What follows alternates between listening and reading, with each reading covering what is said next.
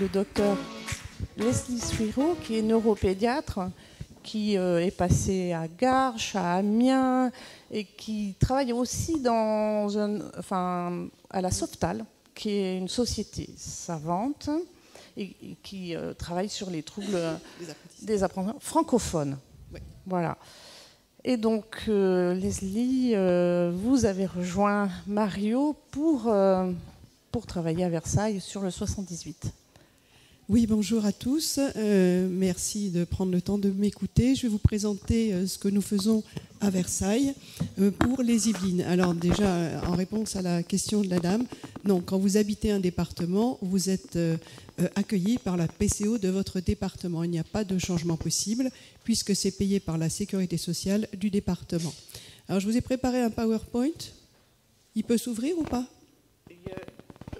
Ah, c'est à moi de faire bouger avec ça. Et ça s'utilise comment ? Ah ben voilà, comme ça. Parfait. Voilà, donc je vais vous présenter ce qu'on fait. Alors, très rapidement, vous l'avez vu, donc c'est dans le cadre d'un plan qui s'appelait la stratégie nationale pour l'autisme au sein des TND, donc qui allait jusqu'à 2022. Avec le Covid, ça a été un petit peu décalé et le nouveau est en attente. Alors, ce qui est important, c'est qu'on est là pour coordonner un parcours d'évaluation, prendre en charge les enfants, donc pour les 0,7 de moins de 7 ans, qui présentent un trouble du neurodéveloppement. Et puis, il y a un des aspects qui est important, qui a été évoqué déjà, c'est accélérer l'accès à un diagnostic et prévenir, bien sûr, toute errance diagnostique et thérapeutique. Normalement, cette PCO est censée arriver avant la MDPH, mais vous l'avez dit, et c'est la réalité, il y a des parents qui lancent le dossier MDPH de façon concomitante. Voilà. Les enjeux, c'est quand même d'appuyer les professionnels de première ligne, parce que quand un parent va voir un médecin en disant mon fils il a un truc qui ne va pas, il n'est pas comme les autres, eh bien les médecins ne savent pas toujours comment réagir. Or, grâce à ce système, maintenant, ils ont ce qu'on appelle un guide TND, qu'ils vont pouvoir remplir. La mise en place de soins et de bilans coordonnés qui seront gratuits pour les familles, et ça c'est extrêmement important. Et puis, la PCO est censée coordonner les acteurs. Alors, elle est censée faire beaucoup de choses. Elle n'a pas toujours le temps de tout faire, mais bon, voilà. Donc, sur les Yvelines, on a un territoire avec 1 461 000 habitants, répartis en 4 départements. Ce qu'il faut savoir, c'est que là où il y a le plus d'enfants de moins de 6 ans, c'est dans le bassin de Saint-Quentin en Yvelines, et que, quand même, on a une partie importante de la population qui est née à l'étranger. Et ça a réellement un impact. Comment est-ce qu'on peut, quand on est parent, solliciter la PCO ? Eh bien, c'est très simple, il faut en parler à votre médecin. Tout médecin peut solliciter la PCO, mais la famille ne le peut pas directement. Donc, une inquiétude parentale, et ça c'est la grande nouveauté de ce plan autisme et TND, c'est que cette inquiétude parentale, elle va être écoutée. Et elle va être écoutée par votre médecin, que ce soit le généraliste, le pédiatre, le médecin de PMI ou le médecin de l'éducation nationale. Ce médecin va remplir donc ce qu'on appelle le guide TND. Et de deux choses l'une, soit ce guide, entre guillemets, coche les cases, et à ce moment-là, il oriente vers la PCO, soit il n'est pas en faveur d'un trouble du neurodéveloppement, et à ce moment-là, le médecin va donner des conseils. Souvent des conseils éducatifs ou bien des conseils de simplement mettre en place une rééducation orthophonique si c'est un simple retard de langage. Si le TND est en faveur d'un vrai TND, la famille contacte la PCO. Elle va la contacter soit en allant sur le site, soit en téléphonant. Il y a un document à faire remplir par les parents et elle joint l'attestation de la CPAM du département. Donc ça, c'est le mode d'emploi de la PCO. Beaucoup de PCO ont des sites internet avec les renseignements propres à chaque département parce que ce document parent, il n'est pas ubiquitaire et chaque PCO met ce qu'il souhaite dans ce guide. Nous l'avons simplifié depuis que je suis arrivée parce que je pense que ça peut être très compliqué pour certaines familles à remplir. Mais bon, chacun le fait à sa manière. Par contre, à l'hôpital de Versailles, comme on a eu une cyberattaque, le site n'était pas à jour pendant de longs mois et normalement il devrait l'être à partir de la semaine prochaine. Voilà, en pratique, le guide TND, je vous le montre pour ceux qui ne le connaissent pas. Donc, c'est un outil qui est développé par un collège d'experts qui permet de faire le point sur le développement de l'enfant. Et, point très important, il est à remplir par le médecin avec la famille au cours d'une consultation longue. De nombreux médecins ne savent pas qu'ils ont droit à une consultation de 60 € et non pas les 23 ou 25, je ne sais plus. Voilà, donc c'est une consultation longue qui est remboursée par la Sécurité sociale pour les familles, bien entendu. Donc il y a 4 parties à renseigner. Il y a des facteurs de risque, des comportements particuliers, qu'il s'agisse de comportements instinctuels, émotionnels ou sensoriels. Et puis, selon l'âge, on va avoir des grilles, je vais vous montrer des exemples. Et puis, il y a une partie un peu plus administrative. En tout cas, il est chaleureusement recommandé, et c'est redit dans le guide, de tenir compte des inquiétudes parentales. On voit trop d'enfants avec suspicion de TSA où les parents vous disent qu'ils s'alertent depuis 1 an et demi, 2 ans. Voici des exemples des facteurs de haut risque. Donc, vous voyez, les enfants qui naissent avec un poids de naissance inférieur à 1,5 kg. Tous les enfants, par exemple, qui ont des microcéphalies, c'est-à-dire des petites têtes.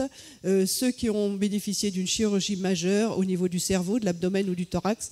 Voilà, ça, c'est le médecin qui va cocher la case adaptée. Et puis, peut-être qu'il n'y en aura pas, donc il ne coche pas. Dans les comportements, vous avez les troubles durables et quasi quotidiens du sommeil. Vous avez aussi la sélectivité alimentaire. Tout ceci est disponible sur Internet. Vous pouvez le prendre en photo, mais vous pouvez aussi le télécharger sur Internet. Vous guide TND et ça se télécharge.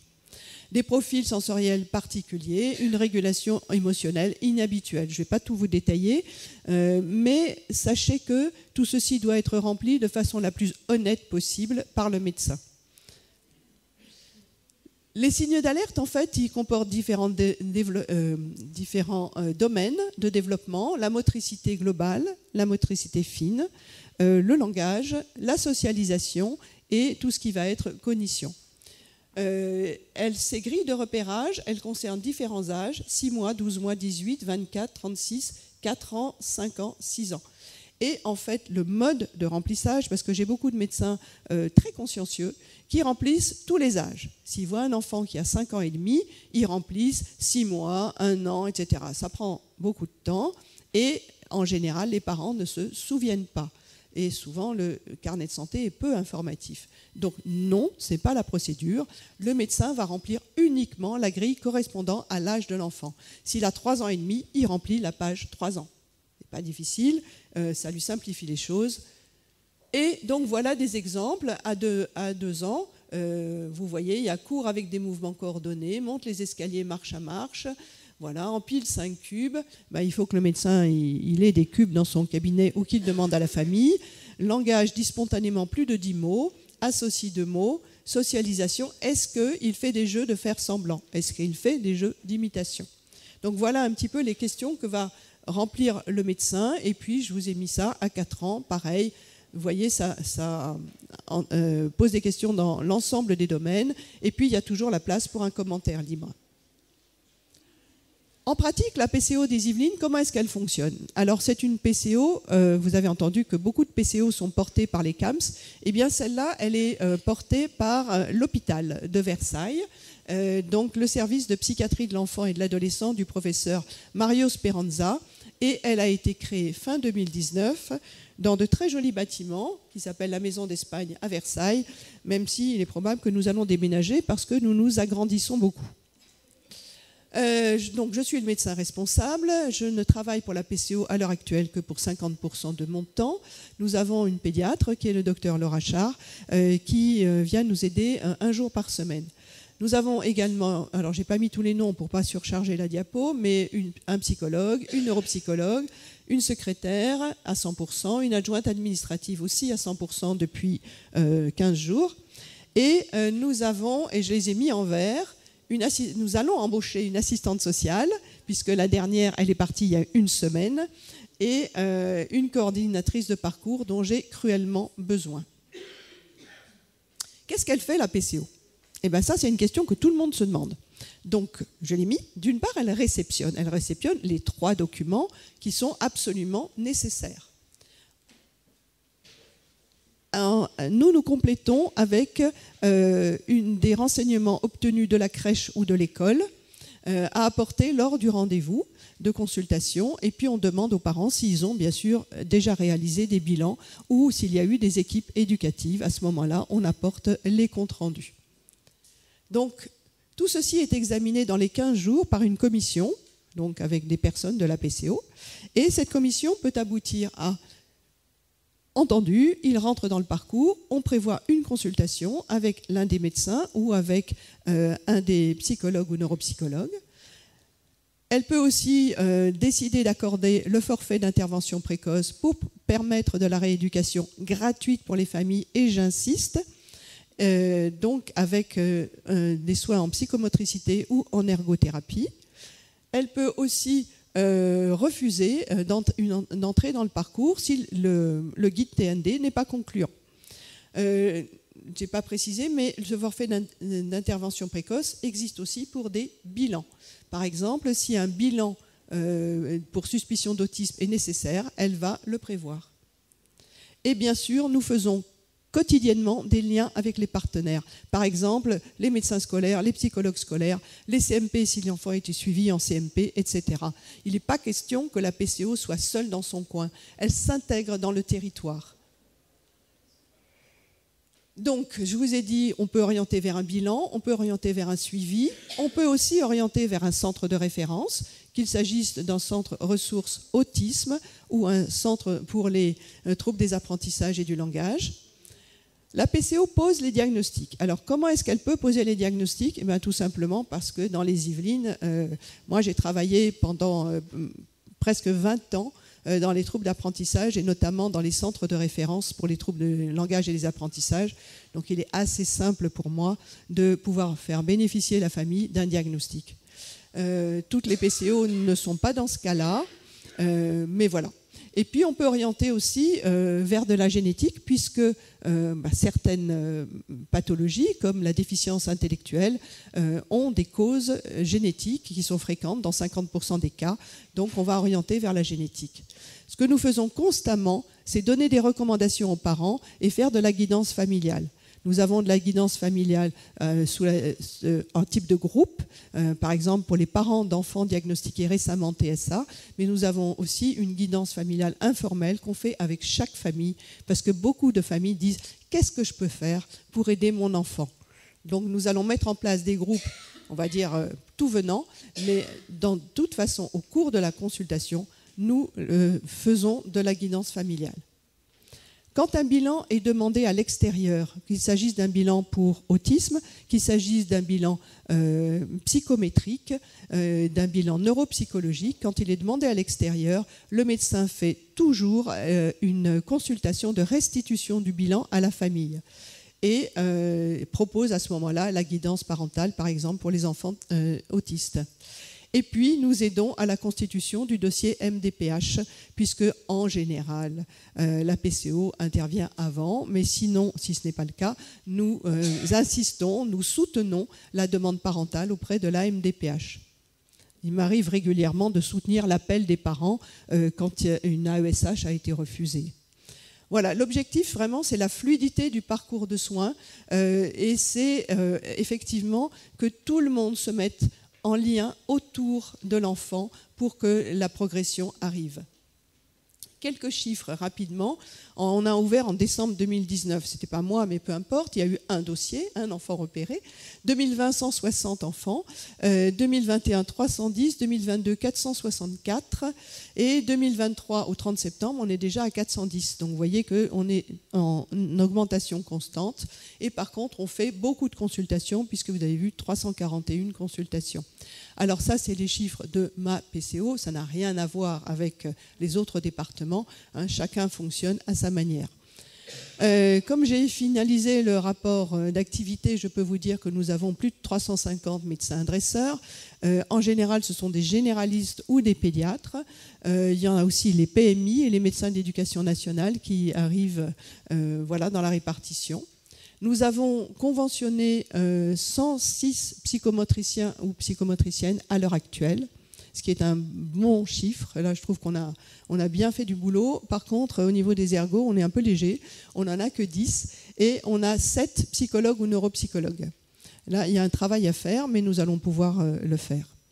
On a un maillage territorial important avec les CAMS des Yvelines, la PMI. On a eu des rencontres avec la PMI au mois de juin. Il y a une convention qui est en cours de signature avec le réseau pour le suivi des anciens prématurés et des enfants vulnérables. Et on a des liens constants avec les CMP, les CMPP et les CESAD.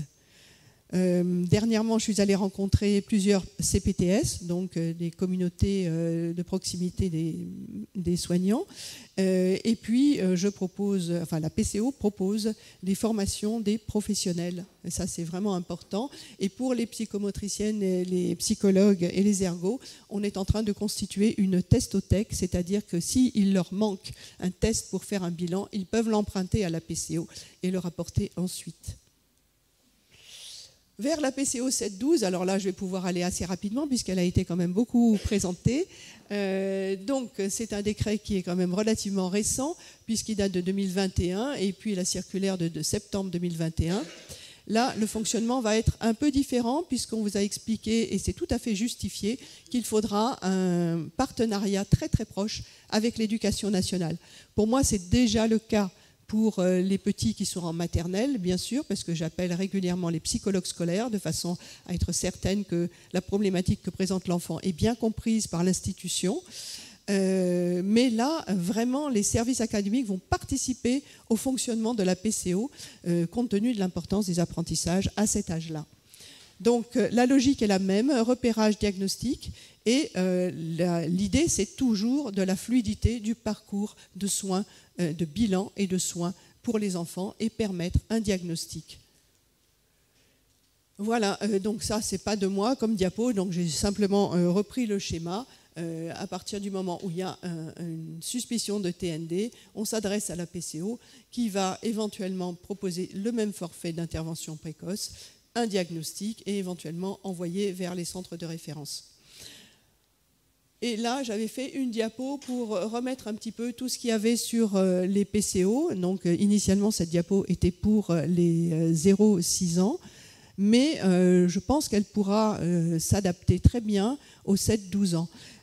Dans les Yvelines, c'est nous qui allons porter la PCO 7-12. On vous a parlé d'experts sur les 10. Et bien, effectivement, avec mon expérience, ça sera possible. Voilà. Je m'arrête là et si vous avez des questions. Si.